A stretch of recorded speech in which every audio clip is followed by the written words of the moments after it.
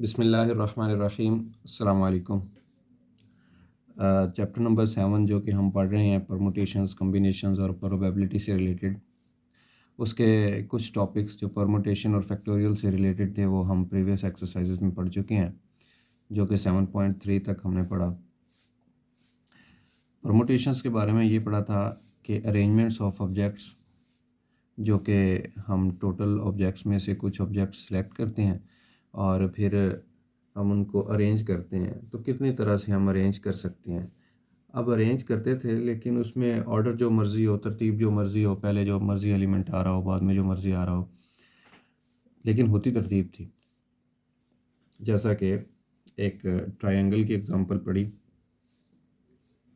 कि ये ट्रायंगल है कि जिसकी 3 साइडें हैं, ए है, बी है और फिर सी है। तो टोटल इसकी 3 साइडें हैं। हमने देखा कि हम इसको कितने तरीक़ों से अरेंज कर सकते हैं, ए बी सी। तो हमें पता चला जो टोटल नंबर ऑफ़ साइड्स हैं वो 3 है। तो जब अरेंजमेंट्स की बात आई, या हम टोटल इसको कितने तरीके से A B C B C ए इनको अरेंज कर सकते हैं, तो फिर हमने इसका फैक्टोरियल फाइंड किया, जो कि 3 फैक्टोरियल था। तो हमें पता चला 3 इंटू 2 इंटू 1, जब इसको ओपन किया तो ये 6 बन गया था। यानी हम 6 तरह से इसके जो कॉर्नर्स हैं उनको अरेंज कर सकते हैं। कैसे कर सकते हैं, अब देखें। अगर उसमें मैं बनाना चाहूँ तो ए बी इसके साथ सी मिला दें, या फिर ऐसा करते हैं, ए को इधर ही रहने देते हैं, सी को पहले और बी को बाद में, या ऐसा करते हैं बी ए और सी, या ऐसा करते हैं बी के साथ सी और ए को मिला देते हैं। तो ये टोटल 4 हो गए हैं। इसी तरह अगर हम सी को शुरू में रखें, ए और बी बाकी बचता है, और सी को शुरू में रखें तो बी और ए बाकी बचता है। तो ये जो टोटल ऑब्जेक्ट्स हैं वो 3 थे। अब तीनों की अगर हम परमुटेशन निकाल लें या फैक्टोरियल निकाल लें तो एक ही बात है, क्योंकि हमने टोटल जो नंबर 3 थे तीनों को ही सिलेक्ट कर लिया एट अ टाइम। तो अगर इसको हम परमुटेशन के फार्मूले में लिखें तो टोटल नंबर थे 3, और उसमें से सिलेक्ट कितने किए, वो भी 3। अकॉर्डिंग टू 7.3 एक्सरसाइज जो हमने प्रैक्टिस की, ऊपर फैक्टोरियल आ जाएगा n का और नीचे आ जाएगा n माइनस r, जो कि 0 फैक्टोरियल बनता है। 0 फैक्टोरियल 1 होता है, तो ये 3 फैक्टोरियल ही रह गया, और दिस इज़ इक्वल टू 6। यानी हमें पता चला कि परमुटेशंस के फार्मूले से और जो फैक्टोरियल है, दोनों से डायरेक्ट अगर करें हम तो हमारे पास 6 अरेंजमेंट्स बनती हैं। हम इन 3 पॉइंट्स को अगर एट अ टाइम लेके हम अरेंज करें तो उसके 6 परमुटेशंस बनती हैं। लेकिन जब हम बात करते हैं कम्बिनेशन की, तो कम्बिनेशन कहते हैं कंबाइन करने को। इसके लिए हम वर्ड यूज़ कर सकते हैं कंबाइन करना, सिलेक्ट करना यानी सिलेक्शन एट अ टाइम, या ग्रुपिंग। इनमें से कोई भी वर्ड हम यूज़ कर सकते हैं, ग्रुप। अब तरतीब इसमें मलहूज़ ख़ातर नहीं होती, यानी तरतीब जो मर्ज़ी हो, अरेंजमेंट जैसे मर्ज़ी आ जाए, बट इस हम ग्रुप की बात करते हैं। जैसा कि ऊपर जो एग्ज़ाम्पल हमने लिखी है, ये ट्रायंगल वाली, अगर इसके हम ये परमुटेशंस वाली ही इसको कंटिन्यू करें, कॉम्बिनेशन इसका बनाना चाहें, तो देखें ए बी और सी, जबकि इधर भी ए बी और सी यूज़ हुए हैं, तरतीब जो मर्ज़ी हो। इधर भी ए बी और सी यूज़ हुए हैं, इधर भी ए बी और सी यूज़ हुए हैं, इधर भी ए बी और सी यूज़ हुए हैं, ए बी और सी। यानी अगर कॉम्बिनेशन की नज़र से देखा जाए तो ये जो एग्ज़ाम्पल है, ये इसमें वैसे तो 6 बन रही हैं जो अरेंजमेंट्स हैं, लेकिन कॉम्बिनेशन की नज़र से देखा जाए तो ये एक ही ग्रुप है, ए बी सी का, ए बी सी का, ए बी सी का, ए बी सी का, ए बी सी का, ए बी सी का। तो पता चला कि अगर कॉम्बिनेशन की नज़र से देखेंगे तो फिर वो एक ही है, एक। और अगर परमुटेशंस की नज़र से देखेंगे तो वो 6 हैं। अब यहाँ आके थोड़ा-सा डिफ़रेंस बन गया फ़ार्मूले का भी। हम ये जो एक है, ये जो कॉम्बिनेशन हमने कहा कि इसका एक बन रहा है, इसको फ़ार्मूले से वेरीफ़ाई करते हैं। तो अगर मैं लिखूँ कि कॉम्बिनेशन का जो फ़ार्मूला है,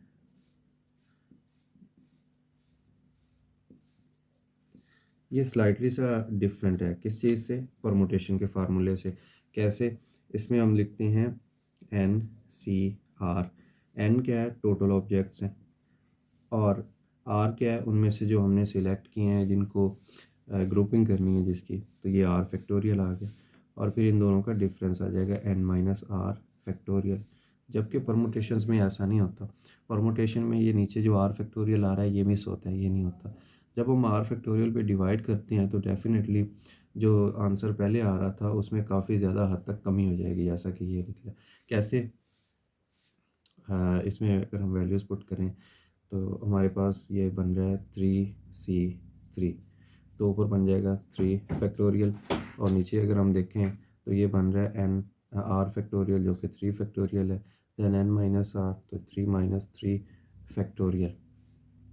इसी चीज़ को अगर हम कंटिन्यू करें इस जगह पे तो ये बन जाएगा 3C3 and this is equal to 3 factorial cancel with 3 factorial, ऊपर रह गया 1 रह गया सॉरी, और नीचे भी 1, और ये 3 माइनस 3 ज़ीरो फैक्टोरियल जो कि 1 होता है, तो इसका आंसर हमें मिला 1। तो अगर हम कम्बिनेशन की बात करें तो कम्बिनेशन में ग्रुपिंग होती है, तरतीब जो मर्ज़ी हो। तो पता चल गया हमें कि ABC हो, CBA हो या BAC हो, जो मर्ज़ी हो, वो कम्बिनेशन की नज़र में जस्ट एक ग्रुप कहलाएगा। और अगर हम उसे परमुटेशंस में देखें तो वो सारे डिफरेंट एंगल से हम उसे देख सकते हैं। एक और एग्ज़ाम्पल, दूसरी एग्ज़ाम्पल अगर हम देखें कि अगर हम बात करें ना परमुटेशंस की, तो परमुटेशन में अगर हम ऐसे कोई भी दो नंबर इकट्ठे कर दें, मकसद ये है कि मैंने टू डिजिट नंबर एक बनाया है 2 एंड 5, अब ये बन गया 25, यानी 2 एंड 5 आ गया, ये एक परमुटेशन बन गई। इसके बाद ये दूसरी बन गई 5 एंड 2। अब ये परमुटेशंस में तो दो डिफरेंट परमुटेशंस कहलाएंगे और उनकी काउंटिंग भी दो तरह से होगी, यानी एक ये वाला और एक ये वाला। लेकिन जब हम यही बात कम्बिनेशन में करेंगे तो कम्बिनेशन में ये, क्योंकि 2 और 5 का ग्रुप है और ये भी 2 और 5 का ग्रुप है, तो ये कम्बिनेशन में जस्ट एक ही काउंट होगा, और परमुटेशंस में ये दो डिफरेंट काउंट होंगे। इसी तरह से जब हम कोई भी ऑब्जेक्ट्स हैं, टोटल में से हम चंद एक भी सिलेक्ट कर सकते हैं और सारे के सारे भी सिलेक्ट कर सकते हैं। उसके हिसाब से अगर हम उन्हें ग्रुपिंग करें उसकी, तो कॉम्बिनेशन कहलाएगा, और अगर हम उसको अरेंज करें, तरतीब लगाएं उसकी, तरतीब जो मर्ज़ी हो व्हाटएवर, वो परमुटेशंस कहलाएगी, और परमुटेशंस की तादाद हमेशा ज़्यादा होगी कॉम्बिनेशन से। अब हम यही कॉन्सेप्ट जो हमने एग्ज़ाम्पल से डिस्कस किया, इसमें मेन ये फार्मूला है जो कॉम्बिनेशन का फार्मूला कहलाता है, ये वाला है परमुटेशन जैसा ही, बस थोड़ा सा इसमें डिफरेंस ये है कि इसमें आर फैक्टोरियल डिवाइड करता है, जिसकी वजह से इसके आंसर में कमी आ जाती है। यही हम प्रैक्टिस करते हैं 7.4 के जो क्वेश्चंस हैं उनके अंदर। आप उन क्वेश्चंस को हम सॉल्व करेंगे वन बाय वन। पहले क्वेश्चन नंबर 1 है, क्वेश्चन नंबर 1 के कुछ पार्ट्स हैं, 3 आई थिंक, हम उन पार्ट्स को सॉल्व करते हैं इसी वीडियो के अंदर और इसी लेक्चर के अंदर। होता है ग्रुप बनाना होता है कंबाइन, तो कम्बिनेशन से पता चला हमें कि हमारे पास टोटल नंबर हैं, उनमें से कुछ नंबर्स लेके उनके हमने ग्रुप्स बनाने हैं। जैसा कि 7.4 एक्सरसाइज में इस चीज़ की प्रैक्टिस होगी, और ये थ्रू आउट कम्बिनेशन के बारे में है। इसमें अगर पहला क्वेश्चन हम देखें तो लिखा हुआ है एवेल्यूएट द फॉलोइंग। अब इसमें 12C3 लिखा हुआ है, यानी 12 टोटल चीज़ें हैं, नंबर ऑफ़ ऑब्जेक्ट्स हैं, उसमें से 3 ऑब्जेक्ट के आप कितने कितने ग्रुप बना सकते हैं। यानी एक ऐसी टीम बनानी है आपने 12 में से जिनके अंदर 3-3 मेंबर हों। तो कैसे सॉल्व करेंगे इसको? इसका सिंपल सा फार्मूला है, परमुटेशन से मिलता-जुलता, हम वो पढ़ेंगे और उसके बाद सॉल्व कर लेंगे। नेक्स्ट है 20 ऑब्जेक्ट्स हैं, 20 में से 17 के आपने कोई भी 17 उठा के उनकी ग्रुपिंग करनी है। तो 20C17 फाइंड करना है और फिर NC4 फाइंड करना है। तो पहले हम क्वेश्चन नंबर 1 सॉल्व करते हैं, फिर उसके बाद क्वेश्चन नंबर 2, इसमें लिखा हुआ है find the values of n when NC5 is equal to NC4। अब इसमें n की वैल्यू निकालनी है कि टोटल ऑब्जेक्ट्स कितने हैं। बिल्कुल हम निकाल सकते हैं अगर हमारे पास कम्बिनेशन का फार्मूला होगा। सेकंड पार्ट है सेकंड क्वेश्चन का, उसमें लिखा हुआ है NC10 is equal to 12 multiply 11/2 factorial. इसको भी हम सॉल्व करेंगे, फैक्टोरियल्स को सॉल्व करेंगे, कम्बिनेशन का फार्मूला ओपन करेंगे और लास्ट में n की वैल्यू निकाल लेंगे। और फिर जो थर्ड पार्ट है सेकंड क्वेश्चन का, NC12 is equal to NC6, इसको फाइंड करेंगे। लेट्स सी कि कैसे सॉल्व होता है। पहले हम क्वेश्चन नंबर 1 देखते हैं और फिर क्वेश्चन नंबर 1 के बाद हम क्वेश्चन नंबर 2 को सॉल्व करते हैं। ये मैंने 7.4 के क्वेश्चन नंबर 1 के 3 पार्ट्स थे, तीनों ही मैंने नोट कर लिए हैं। अब देखते हैं कि इनको सॉल्व कैसे करना है। ये राइट साइड पे ऊपर मैंने फार्मूला लिखा है कम्बिनेशन का, जो कि स्लाइटली सा डिफरेंट है परमुटेशन के फार्मूले से। इधर n factorial over n minus r factorial होता था, परमुटेशन के फार्मूले में अगर total number of objects n हो और उनमें से r हम सिलेक्ट कर रहे हों, तो अगर उन्हें अरेंज करना हो तो यहाँ पे हम परमुटेशन का p लिखते हैं और फिर इस r फैक्टोरियल को रेज़ कर देते हैं। जस्ट ये चीज़ होती है, जिसकी प्रैक्टिस हमने प्रीवियस एक्सरसाइजेस के अंदर की है। जबकि अब हम बात कर रहे हैं ग्रुपिंग की। ग्रुपिंग कहते हैं कंबाइन करने को या कम्बिनेशन को। तो ये कम्बिनेशन का फार्मूला है कि NCR। अब डेफिनेटली अगर 12 ऑब्जेक्ट्स हैं, 10 ऑब्जेक्ट्स हैं या 20 ऑब्जेक्ट्स हैं टोटल, उनको अरेंज करना हो तो हम उनका फैक्टोरियल लेते हैं और वो काफ़ी सारी तादाद बनती है। लेकिन जब उनमें से हमने 12 में से, 10 में से, 8 में से कोई भी तादाद फ़िक्स कर लें, उसमें से हमने बाकी कोई 6 ऑब्जेक्ट, 5 ऑब्जेक्ट्स या 4 ऑब्जेक्ट्स को हमने कंबाइन करना है, यानी ग्रुप बनाने हैं उसके। तो जब कंबाइन करेंगे तो उसकी तादाद कम आएगी, यानी हम r फैक्टोरियल जितने ऑब्जेक्ट्स को हम कंबाइन करना चाह रहे हैं उसमें हम डिवाइड भी कर देते हैं उसके फैक्टोरियल पे। तो डेफिनेटली जो इसका आंसर परमुटेशन की फॉर्म में आ रहा था उससे बहुत ज़्यादा कम आएगा, क्योंकि हम r फैक्टोरियल पे भी डिवाइड कर रहे हैं। तो सिंपल इज़ दैट कि ये फार्मूला है NCR कम्बिनेशन का।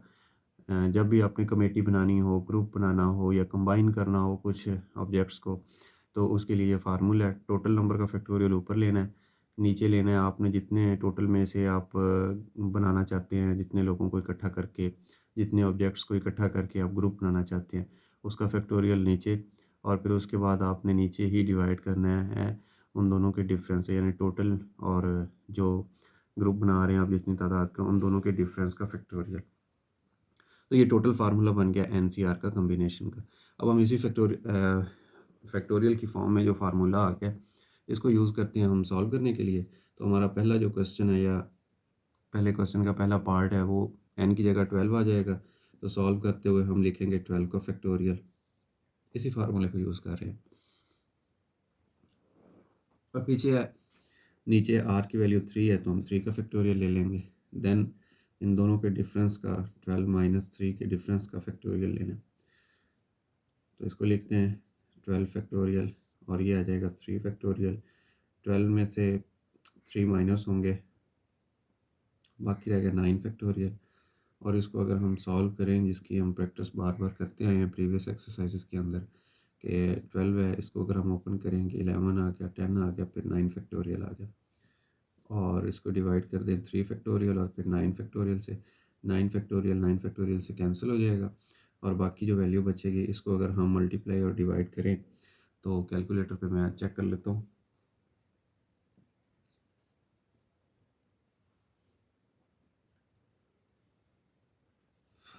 टू 2 0 यानी 220 ग्रुप हम बना सकते हैं 12 में से 3 लोगों के।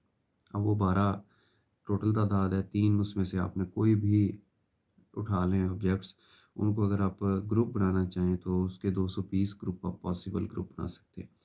इसी तरह अगर ऑब्जेक्ट्स 20 हों, उसमें से 17 आपने 17 कोई लेनी है एक वक्त में, उस 17 का आपने ग्रुप बनाना है, तो कितने बना सकते हैं? 20 फैक्टोरियल ऊपर आ जाएगा, 17 फैक्टोरियल नीचे आ जाएगा और फिर दोनों का डिफरेंस आ जाएगा जो कि 3 फैक्टोरियल। इसको अगर ओपन करेंगे 20 को, 20 19 20 और फिर 19 आ जाएगा, फिर 18 आ जाएगा और फिर 17 फैक्टोरियल आ जाएगा और नीचे भी 17 फैक्टोरियल है और साथ में 3 फैक्टोरियल है। 17 फैक्टोरियल इससे कैंसिल हो जाएगा और बाकी जो वैल्यू बचेगी इसको मल्टीप्लाई करके 3 फैक्टोरियल पे अगर डिवाइड करें तो कैलकुलेटर हमें शो करेगा